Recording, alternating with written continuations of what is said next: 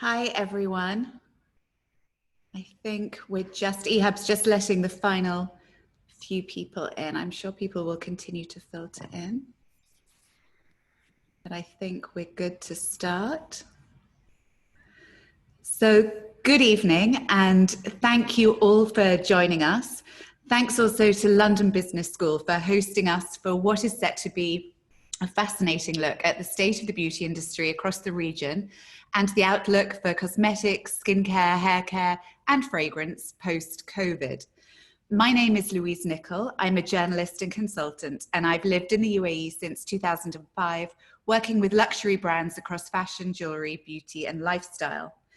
I think the LBS team invited me to co-host today, along with Ehab Tabara, on the assumption that I might be personally more au fait with the challenges of wearing lip gloss and a face mask at the same time. Ehab, please feel free to challenge that assumption later. Ehab, who joins us from Saudi, is a retail consultant and managing partner at Spectrum. He has an MBA from LBS and is the club leader for Alumni in Jeddah. His position on lip gloss is as yet unclear. So to set the scene, the global beauty industry generates $500 billion in sales a year. It's a category that's traditionally sold in store, with customers trying colors, scents, and formulations on their skin. Pre-COVID, around 85% of beauty products globally were sold in stores. Now, of course, all that has changed. Product testers are not allowed, which makes finding the right color of foundation a challenge. And even in markets where physical stores have reopened, customers have been slow to return and restrained in their spending. In the year to the end of May, prestige beauty sales in the GCC were down around 43%. So with no parties to go to, color cosmetics are less of a purchasing priority. However, there are pockets of opportunity. Skincare has traditionally only accounted for 10% of the Middle Eastern beauty market, compared to 45% in Asia. But with people stuck at home and more focused on self-care, we could well see considerable upside in this category regionally. Also, technology could well be a game changer. I can now see what a lipstick looks like on me using augmented reality without ever having to touch a product. I can get shampoo delivered via Uber, and smart brands and retailers will data profile my skin and hair type and coloring so they can sell me products without the need for human contact. So to delve into all of these issues and plenty more besides, we have a great panel lined up for you who Ehab will introduce. Ehab, over to you. Thank you so much, Louise, for this lovely introduction. Good evening, everyone, and welcome to our mini-series webinar where your voice matters. Thank you all for taking this time for joining us today. As Louise mentioned, my name is Ehab Tabara, and I'll be your moderator alongside with Louise. Join us today, we have three amazing panelists and retail experts from the beauty and cosmetic industry. I will give you a small brief and introduction about each panelist. But before we start, let me give you a bit of housekeeping rules and structure. We'll have 35 minutes of session with one question for each panelist, and I'll leave plenty of time for your Q&A. Please feel free to type in your question down below in the chat box for me or to Louise. Also, remember everyone, to keep yourself muted during our session and your camera turned off. Thank you so much, everyone. Now, without further ado, let me introduce you to our first panelist. Her name is Tala Raed. She is the GCC partner at the Farm Branding and Creative Lab and also holds an MBA from London Business School. She's an expert in fashion, beauty, and luxury goods. She has over 12 years of experience in retail, branding, and management consulting. She has worked as a regional commercial manager at Faces in Chalhoub Group and also as a management consultant at Bose & Company. She is currently now helping startups and SMEs throughout their different stages of growth. Tala, thank you so much for being with us today. Glad to be here, Ehab. Thank you. Thank you, Tala. Now, our second panelist is Nicolas Ribes. He's the Director of Retail Project at the unit and also holds an MBA from Concordia University. He has more than 20 years of experience in retail management. He was a former senior executive at Chalhoub Group and Azadea Group, and he has worked in Saudi Arabia and the UAE. Recently, Nicolas has transitioned to the consultancy world, where he works with senior management and shareholders on designing solutions aimed strategically growing their business in an efficient manner. Nicolas, thank you for being with us today. Thank you, my pleasure. Hello, everybody. And now our final speaker is Ritesh Mohan. He's a passionate professional with over 20 years of experience in the retail sector. He's handling some of the biggest brands in beauty, fashion, and fragrance. He strongly believes in empowering business owners with his wisdom and experience over the last 2 decades in the industry. Ritesh, thank you so much for being with us today. Thank you, Ia, for wonderful introduction, and good evening, everybody. Thank you, Ritesh. Now, I will start with my first question to Tala. Tala, what innovative measure are the GCC beauty e-commerce retailers taking to survive the COVID-19? And how can they ensure a long-term resilience? The stage is all yours. Thank you, Ihab. As you know, currently the e-commerce scenario has been fast-tracked due to COVID-19, and key beauty players have been accelerating their digital strategies. And this is not just through connecting with influencers or doing social media marketing or live stream selling, but also through transforming and developing their back-end supply chain and their logistical capacities, as this will help them improve operations, speed up deliveries, last mile fulfillment, managing the last mile teams, and be prepared and ready to face any unforeseen circumstances like COVID-19. So this is on one end. On the second end, now that brick and mortar has been growing at minus 40% in comparison to last year, year to date, the top priority for everyone is to maximize e-commerce opportunities and to accelerate the launching plans of online shops across key major markets. However, accelerating the online aspects of the brand alone is not enough. It's extremely important to live through the shopper's mindset in all stages of the journey, from locating products to exploring, learning, dreaming. Currently, most online shops are built around the initial few stages, like locating products, product information or specifications, and there's a clear need to address the exploring and dreaming mindsets of consumers rather than just focusing on the transactional aspects of the experience alone.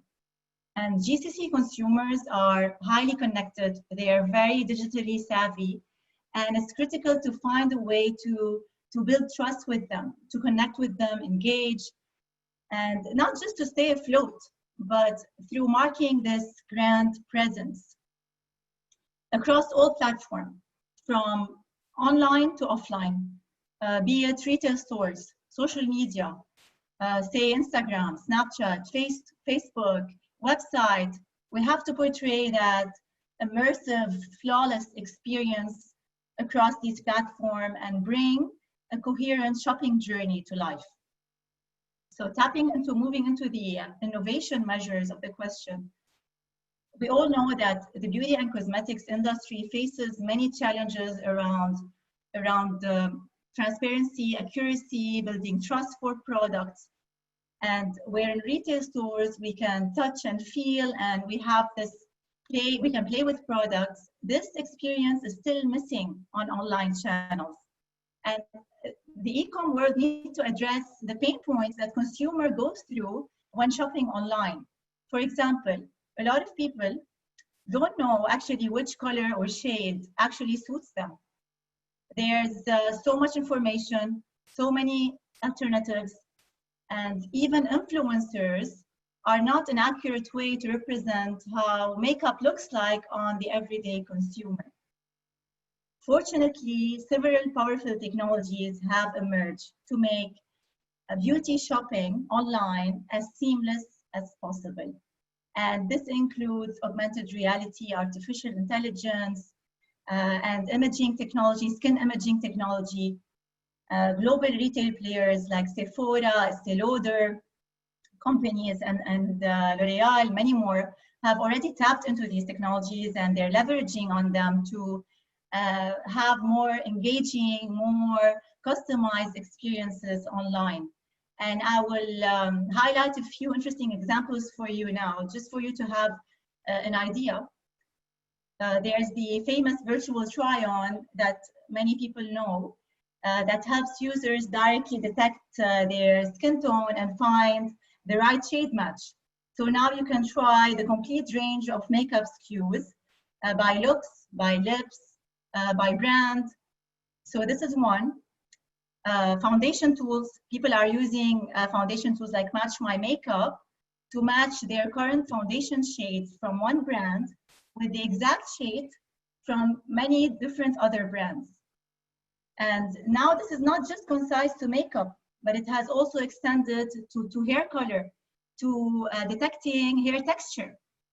So we can venture into trying a new brand color that could be, for example, suitable with our skin tone, our roots, without having to mess up our hair with a trial, for example. And fragrance finder.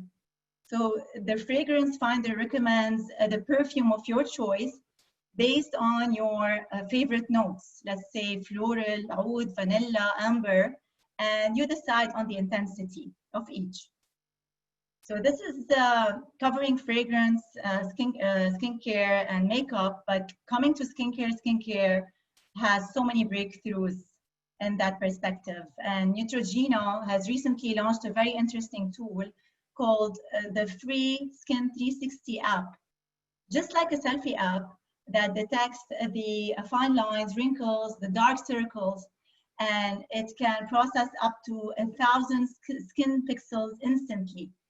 So with it comes an AI assistant, which will be your personalized assistant that gives you personalized skin tips. It dives into your holistic lifestyle, and it checks on your sleep, stress, on your exercise, and it takes you through, guides you through your perfect skin journey. So back to the Middle East, most of these multi-brand retailers are still at the majority, except for a few, are still at the very early stages in terms of adoption of these tech solutions. But this is a great opportunity because these solutions are captivating Gen Y and Gen X, which represent the major driving force behind the beauty GCC e-commerce, and Middle East and Africa as well. And in parallel, we see that there's a huge importance and emphasis on m-commerce and mobile experiences. And this is becoming more and more scalable as people are increasingly now buying from their mobile apps. So focusing on the mobile shopping experience today is as important as focusing on the website experience. And today, AI and augmented reality are change makers in the beauty sector. Where in real life, we were to try on an eyeshadow, wipe it off, try a new color, or put 2 different shades on each side of the face. Now you can try 20 shades in 20 seconds. Now you can change looks, explore, have fun, snap a selfie, send it to your friends. And this is facilitating a more hyper-personalized experience. And where online shopping is not only made more effective, but it can even exceed the real-life shopping experience. Thank you so much. Thank you so much, Salah. Really fascinating insights, and you give us a whole perspective of the industry. I'm very curious about something, and you draw my attention here about, the cost. How much you think the cost will be for this augmented reality to really apply it? You have an idea? Many of these solutions today are becoming more affordable than back in 2000 than it was back in 2017 and 18, because these development tools and the software has been released for Apple and Google. And now, based on sources from different software houses, we need to be ready, we need to be prepared to invest from 80,000 to 150,000 for an augmented reality e-commerce app. However, this is continuously changing because we continuously see new changes happening in the market.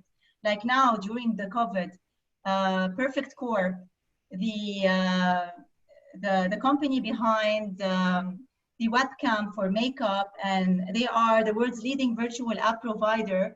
Now they have released free subscriptions and free licenses, and they're even giving training programs, specific training solutions to help beauty brands accelerate their online digital transformation and accommodate their online experience with COVID-19. Thank you so much, Tara. Really appreciate all this information. Louise, I'll hand over the stage to you now.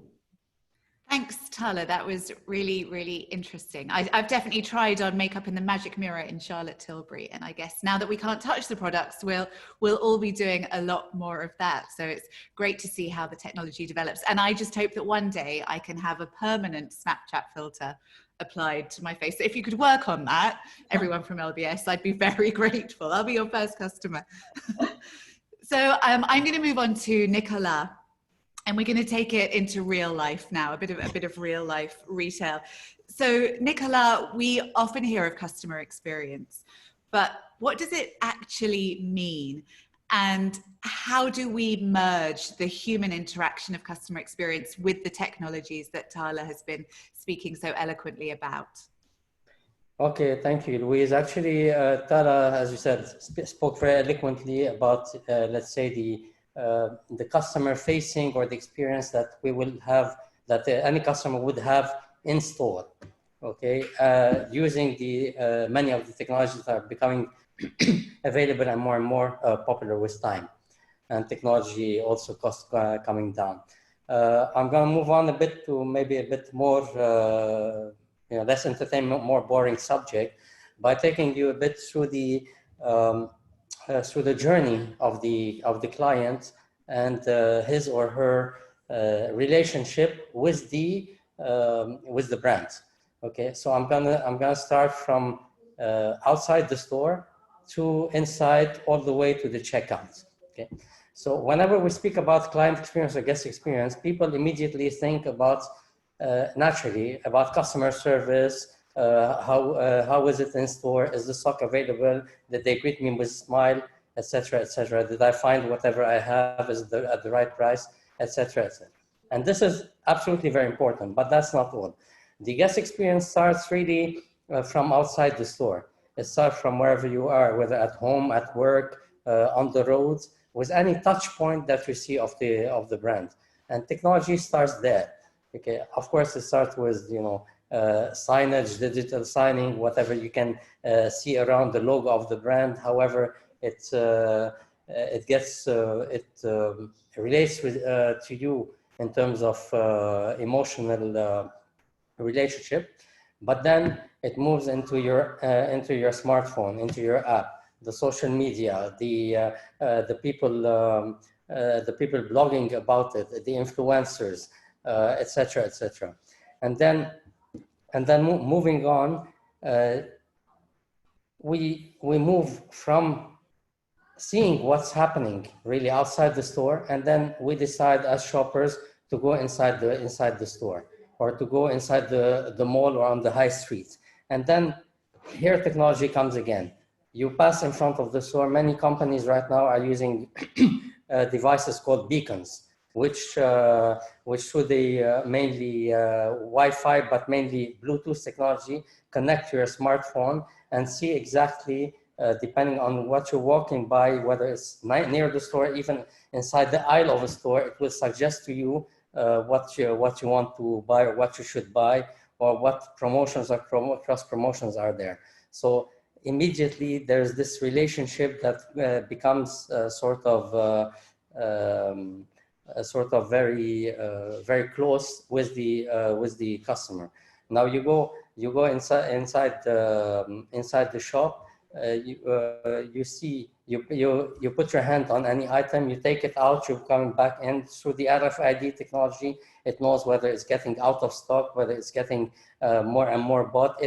It connects through AI with whoever you are, your age, your gender, what are your buying patterns, etc., and all let's say all what they know about you, where you live, and your likes and dislikes, all your patterns of behaviors, and accordingly, then they start sort of chasing you through so whether it's SMS, emails, phone calls, etc., to augment or to do more, to help you in consuming more of their brands and more going there.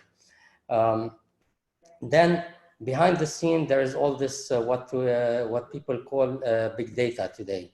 Okay, big data, which combines this whatever you get from the beacon, whatever you get from your traffic counters when you get into the shop, whatever you get from your buying patterns.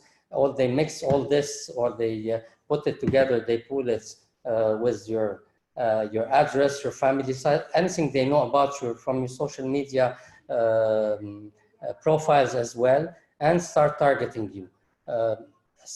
Today you may go onto Instagram and be shopping for a fragrance, okay, and if it has they see that you shop for woody and floral, for example, then you move on to another social media, you go onto your email, and suddenly you're being bombarded with whatever they think you like and you may like.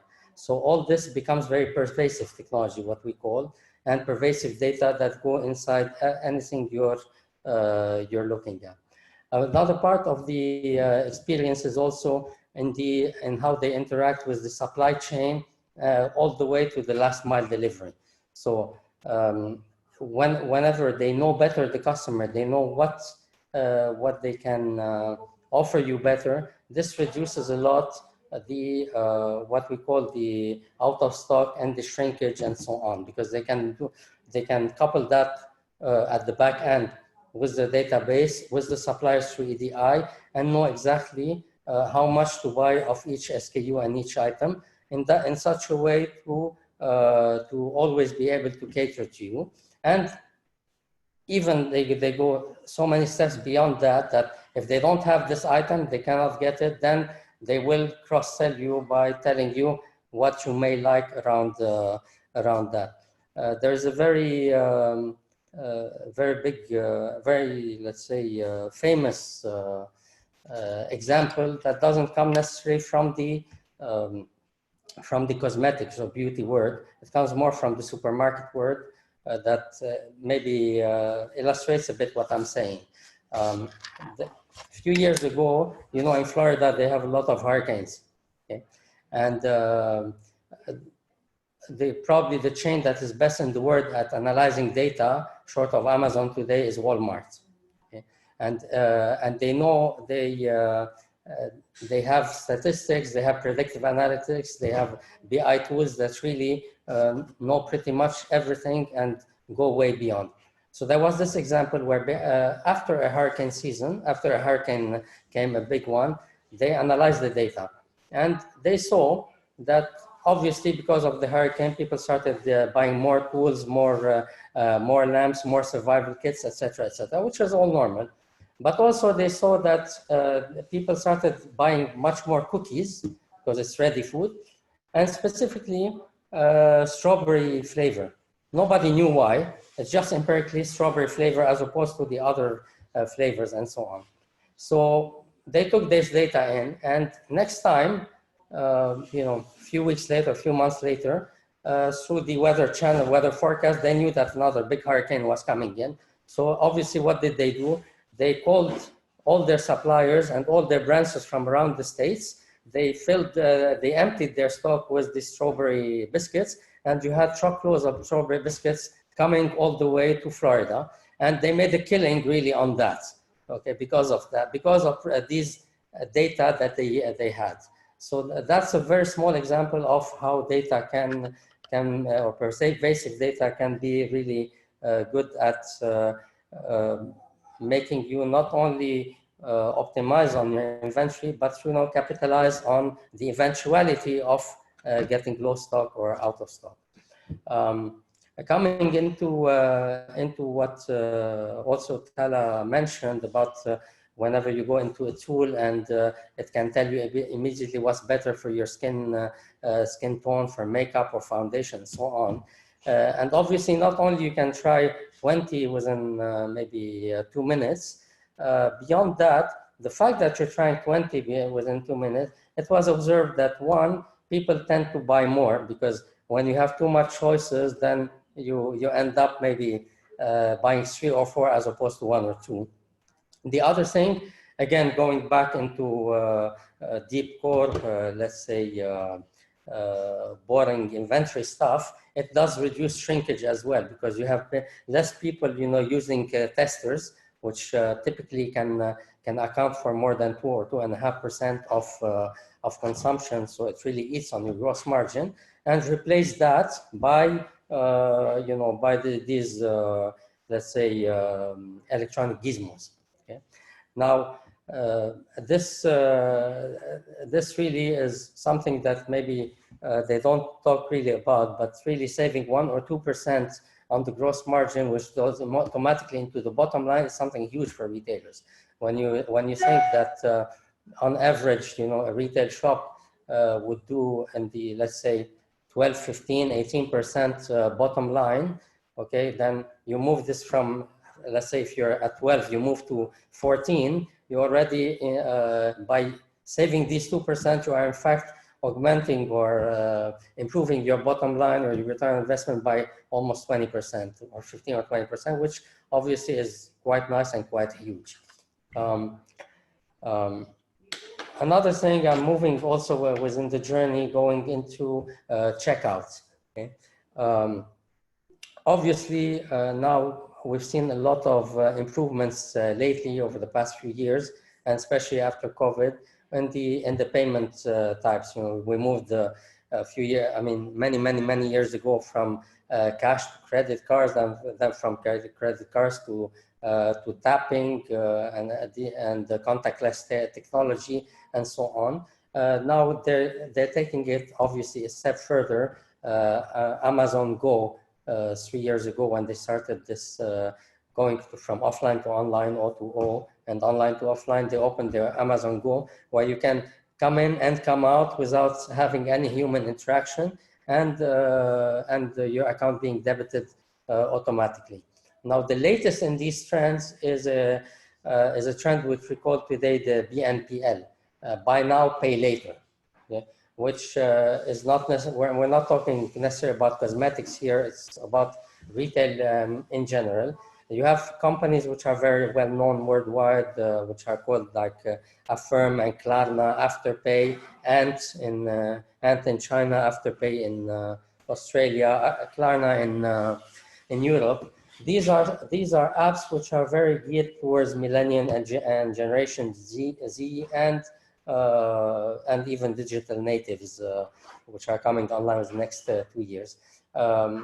As it has been discovered, many of these people, don't have a bank account or not necessarily have a credit card. And even if they do, generally, all research has shown that they don't like banks. They resent banks in some way.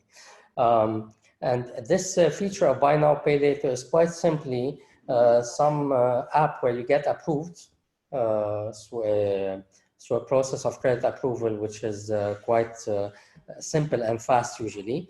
And you buy an item, say you buy an item for 500 dirham or 5,000, whatever it is. Automatically, you can choose to pay it in 3, 6, 9 payments for very, very small fees. Now, what obviously is great for the consumer, it's great for whoever is financing, but it's also great for the retailers because it helps us move the inventory much faster and transform our working capital inventory into cash. Now, for the more interesting part of it is that empirically, and this is research over the past little over a year, made mainly by on items on these apps, mainly Klarna and Affirm and all that. It has shown that on average, the value per transaction went up by 31%. Okay, the conversion rate online went up by 20%. The conversion rate offline by 11 to 12%, and the returning customers are up by 42, 43%. So obviously, if you combine all these together, just by this item, it's made a huge difference. Now, the MENA region and the Gulf region has is catching up and has just discovered that. And you have 3 or 4 apps which are some of them have launched, some of them are in the process of launching. One of them is called Tabi. They launched a couple of weeks ago. There's another one called Spotty, and two others, coming soon. And let's see how well they do. But they've been very successful right now in signing up a few of the medium-sized, but also major regional retailers. I'm not going to name them right now because it's not out in the open, but let's suffice to say that one of the retailers I'm talking about is across the region, is in the middle market fashion and F&B, and has over 1,700 stores. So that's the most I can say at this point.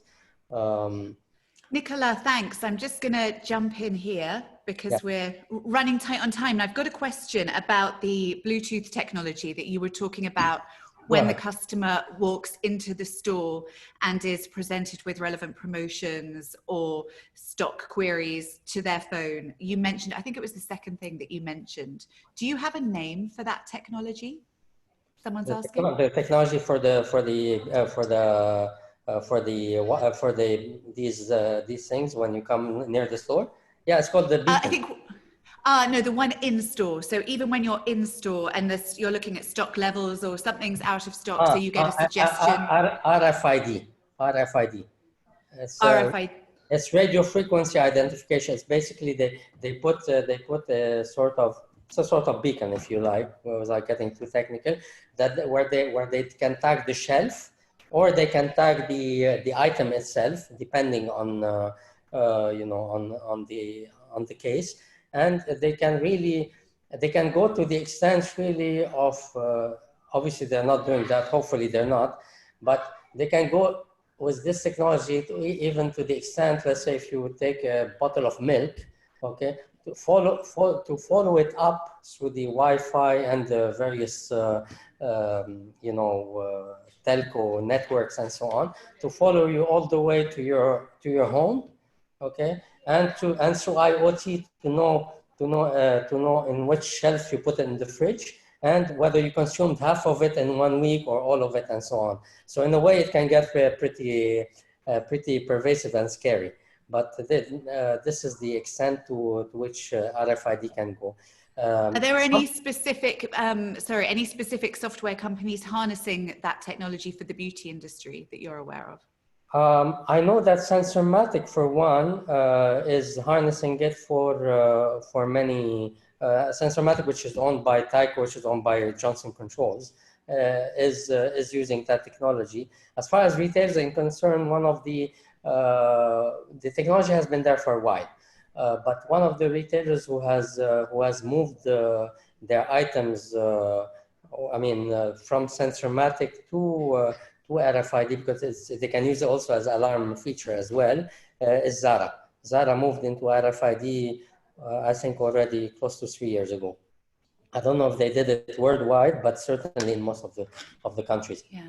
So now you have the item coming all the way from Spain already tagged. Okay, well, I can see it making sense in beauty at some point, like when your shampoo is running low, then it's going to alert you to buy more. Yes, as long as I'm happy to let someone in some technology into my shower, which I'm not sure on that one. That's the data play off, isn't it? The personal data. But Yeah. thank you so much, Nicola. That was really insightful, and we'll come back to you in a moment, but we are tight on time. So I'm going to move on to Ritesh, if I may. Thank you, Liz.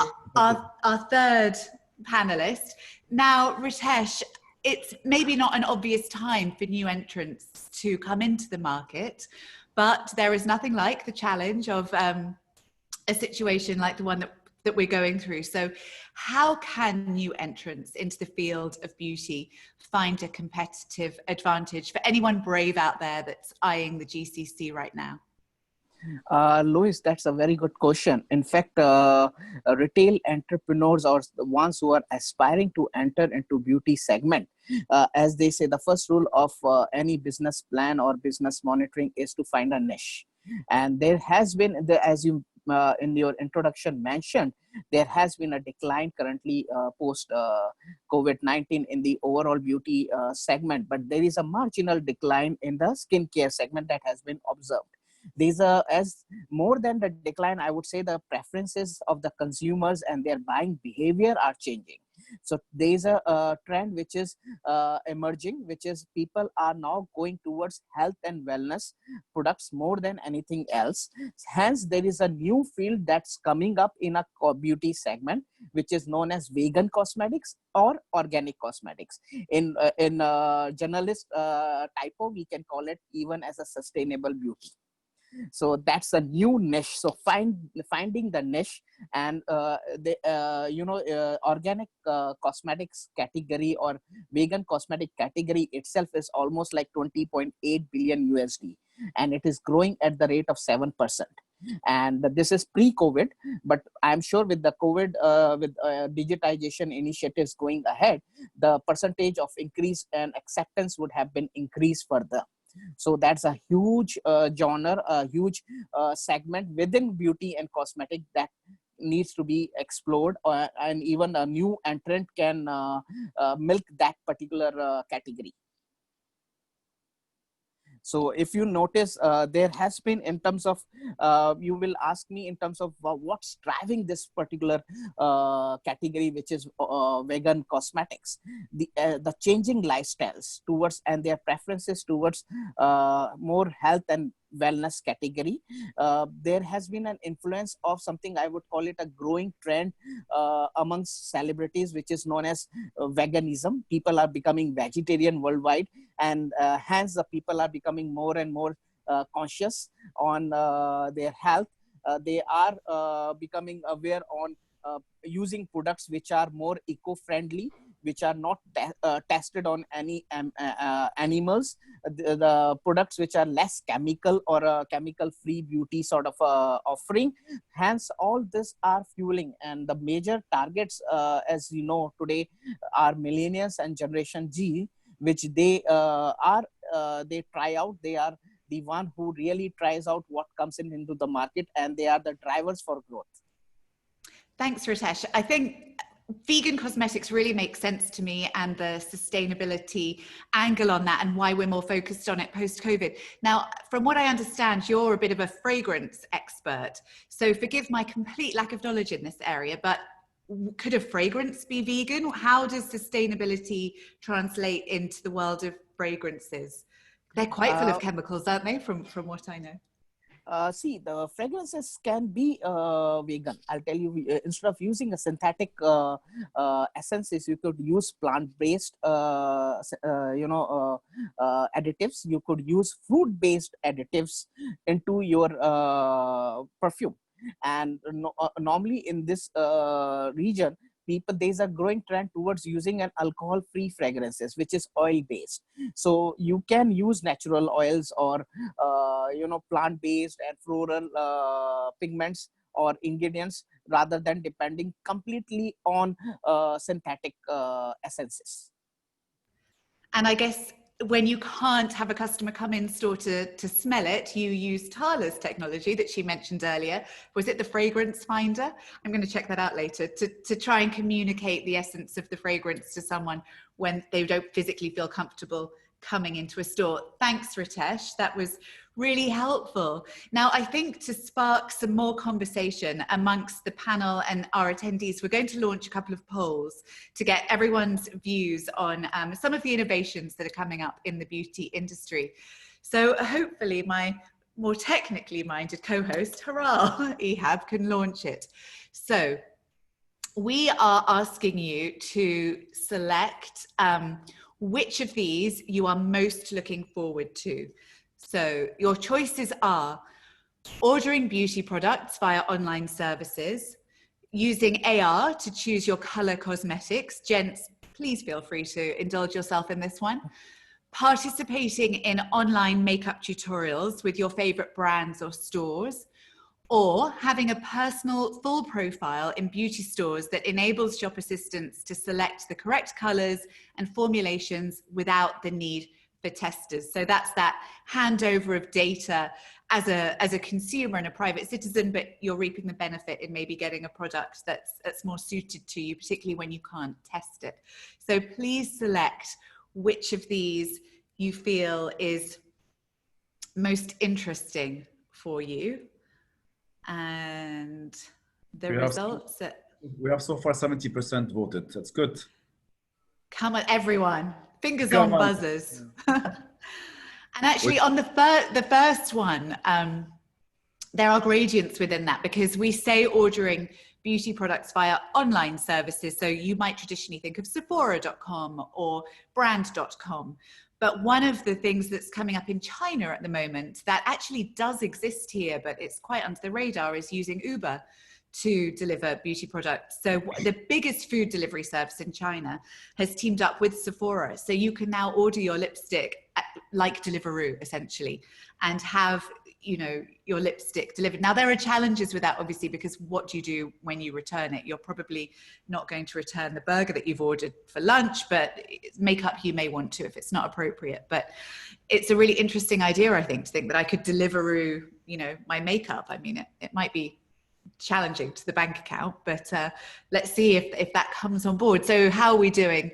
73% have voted. Ehab's calling it.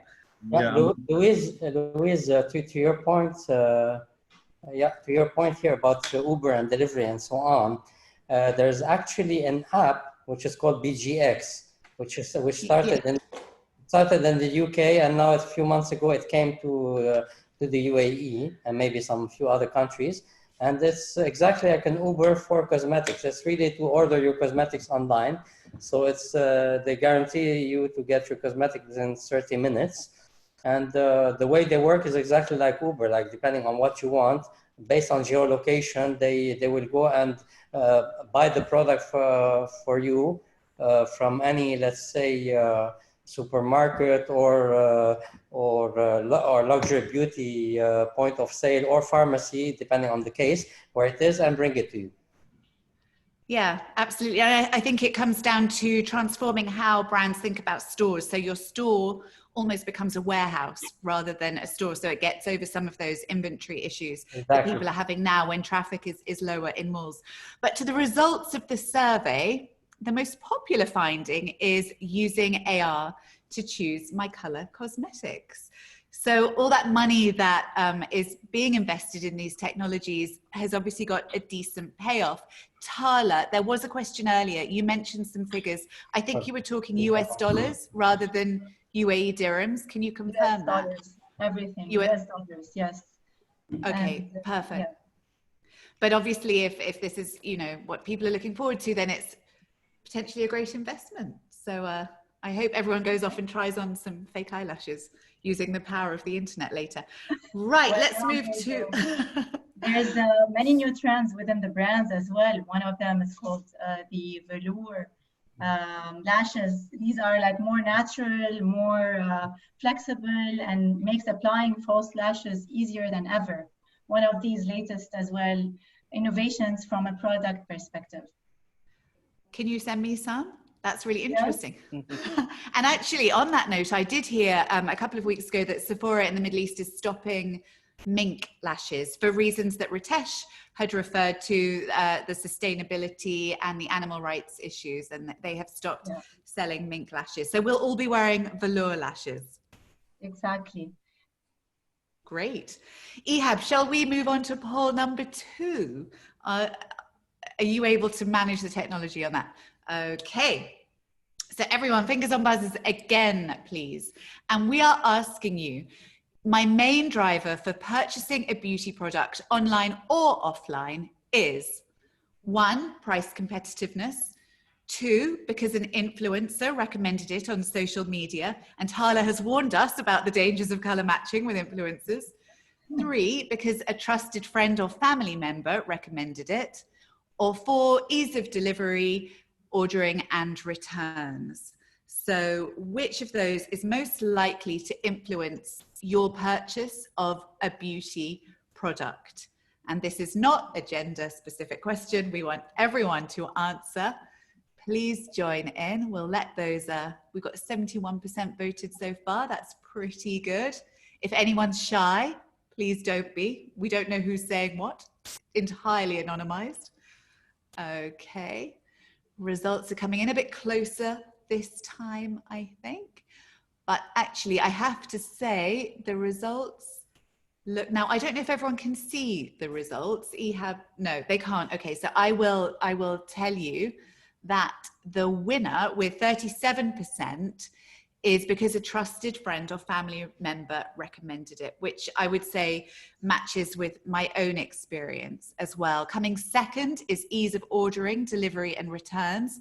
Third is price competitiveness, something all retailers and brands have to be aware of in this Amazon age. And finally, because an influencer recommended it. So all those budgets everyone's putting into influencers, you might want to be rethinking and moving into other ways. I think the trusted friend and family member thing is so valuable. Finding ways to harness that via social commerce and via WhatsApp and these platforms is really, really key, because that ultimately that is who you trust, right? So interesting results. If I may as well add, Louise, to that specific point, the personal recommendations from family and friends. A lot of consumers are always on the hunt for the next big thing. And of course, these technologies are helping them get there. But many of them are very emotionally involved.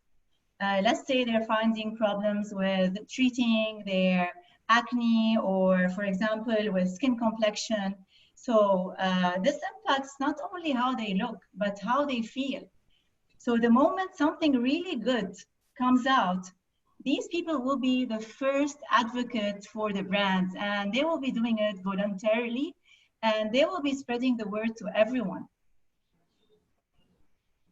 In fact, the poll result justifies the sales management mantra that we all had studied, that people love to buy from their friends, their family, the people whom they trust. So yes, the poll results are exactly in line with that particular thought. Definitely. I have a WhatsApp group with my best friends from like school days, and we're constantly recommending foundations and I do act on those suggestions. I make purchases. So it does work. The question is how brands get in there. I think, as Tala says, you nail the product and then people will share it. So you have to get the product right. Let me share small insight which is already there in there's a app called Meesho in India. Meesho.com, if you can log on to. That is particular combining, as you know, 80% of India population lives in villages still.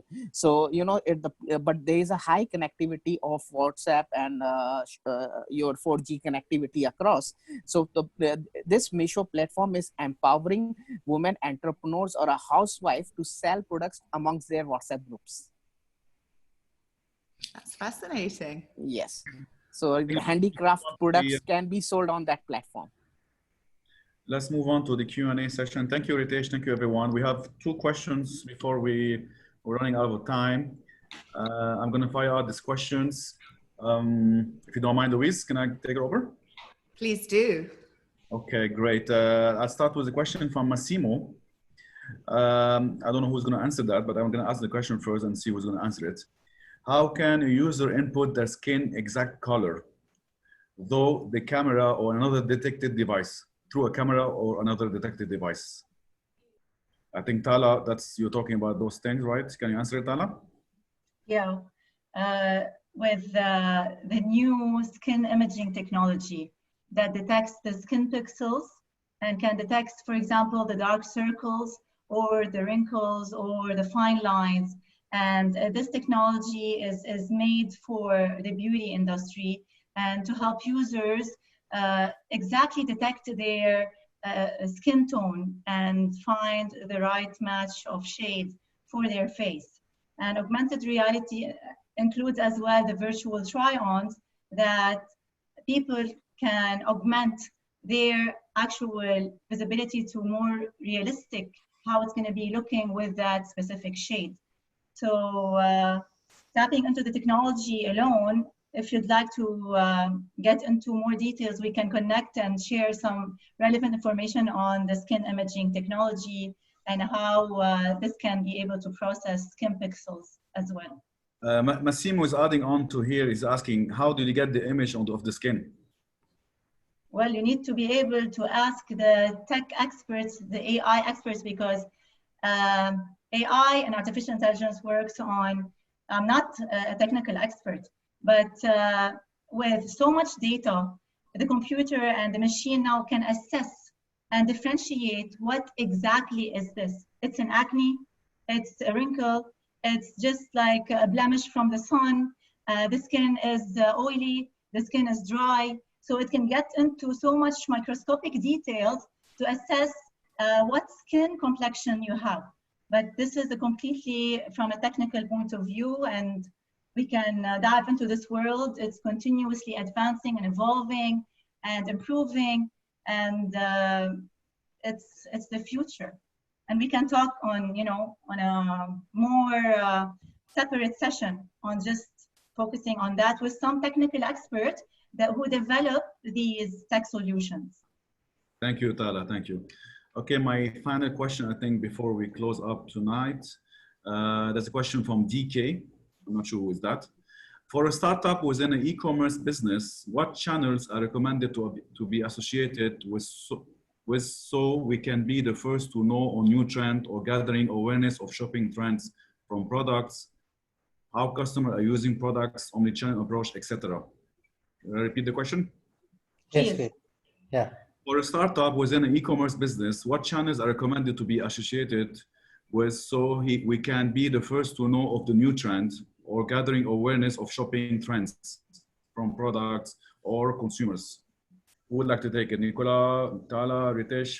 I can start as a part answer to that particular question. If you are an e-commerce retail startup, there is so much information on Google. There's Google Trends, which you can use as a tool to see which consumers are buying what kind of products, what's trending on e-commerce site. Plus, moreover, you can also, being a startup in e-commerce, you should approach towards omni-commerce by tying up with some sort of a retailer or a distributor. So which gives you the real data or information from the store level as to who is buying you, what kind of customers are coming and testing your products and trying or purchasing it. In case if they are not purchasing, what's the reason behind it? So it's a mix of online data which you can derive from Google. It's a physical data which you can derive from your distributor or from your retail collaborator, and that's how you can analyze and make use of this particular information and strategize accordingly in your startup. Thank you so much. Anybody would like to add in to this question? Tala, Nicola? This is the Google Trends part to detecting what people are searching for now is extremely important to leverage on. And there are as well so many now overall, all the social media around us can as well guide us on what's the next big thing. from TikTok to Snapchat to Facebook and we can be able to assess what are the latest trends as well and tap into them as a small beauty business to start increasing our brand story and connecting with our customer segment. Okay, and another thing I would add here is that you know, people are very excited about the new technology, social media, the influencers, the you know, your TikTok, your Facebook, your Snapchat, and so on, which are all, of course, very important and gathering more momentum as we're going forward. However, I don't think that we should shun away or totally forget the so-called traditional media or old technology, especially when it comes to outdoor and TVs, because so much of content today that you see on social media is initially generated from TV and outdoor. Print media, much less. Okay, but really today, if you put no matter what people say, and it's old and so on, but if you put something on TV, especially in the most, not, I know we have 500 channels, but if you put on things like NBC1, NBC, the most important, the prime time and so on, and you can get so much audience, then it trickles down onto your YouTube and other channels, and that creates a lot of audience because it's seen by tens of millions, and then people want to see reruns and so on. Similar thing if it's on a highway with a lot of GRP. Now, if you put things only and directly to influencer and social media, yes, you're targeting much more, but the cost per acquisition in most cases and cost conversion is becoming extremely high in many cases. So people should know how to balance it. And that goes for startups as well. Thank you, Nicola. Louise, I'll hand it over to you.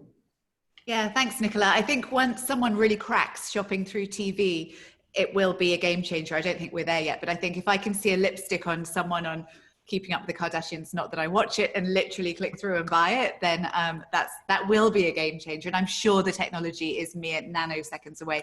But I'm going to ask this last question that's come in because I'm really interested. And the question is, I would like to know if anyone's got the guts to start a multi-brand beauty physical store. Is it a good time now? And there's a PS to this question as well, which we need to get in, which is what's the name of the lashes that Tala mentioned? So, multi-brand store. Okay, sorry, Tyler. Velour lashes. Velour is the soft ones. Yeah. I can answer that question. Luis, now is the time for all those multi-brand retailers, and they're doing it, to look back and redefine what's important, what's not with them, whether it's online or offline. So basically looking at their overall network of stores and deciding on if it's still relevant to keep the brick and mortar stores with what's the and how much revenues they're generating. Because if we were to open a multi-brand brick and mortar store, then first it has to complement the e-commerce store. It has to complement the mobile as well store, and it has to be relevant, maybe with a personal experience with a real human that we can interact with that doesn't exist online. And this is something still unbeatable. No chatbots, nothing still is actually meeting that standard of interacting with a real human online and creating that personal touch and bond. So if we can offer this full, exceptional, hyper-personalized experience from a real brick and mortar store, why not?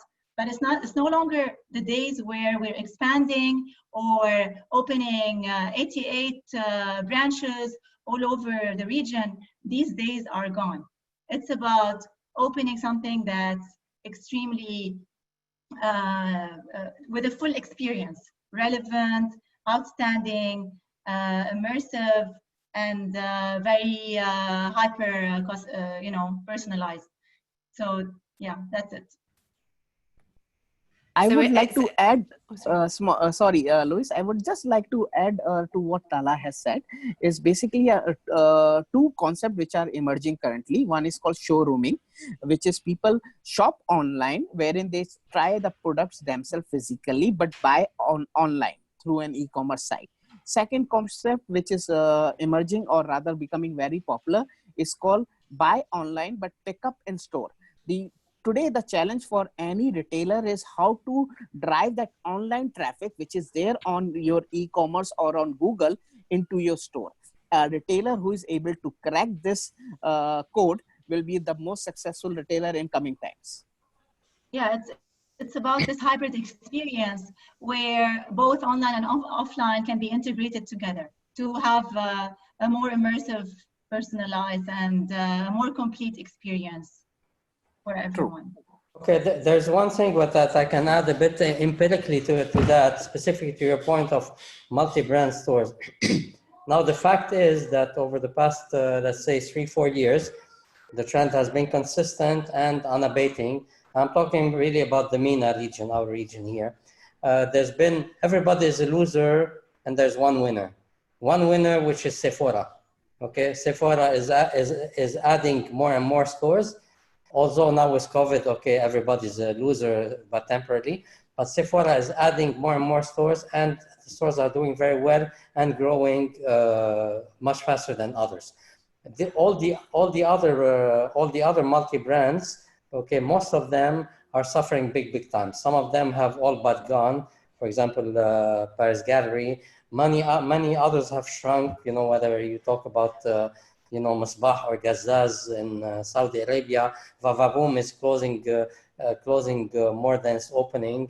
The Faces, Wujuh has closed everything except one shop in UAE. They're still surviving very well in Saudi Arabia because they're such a big name there and because they open in secondary cities. So it would be extremely daring for somebody to come in and open a multi-brand now. It's unless you have something really different, very well executed, is suicidal, I would say. Now, maybe there's a silver lining here.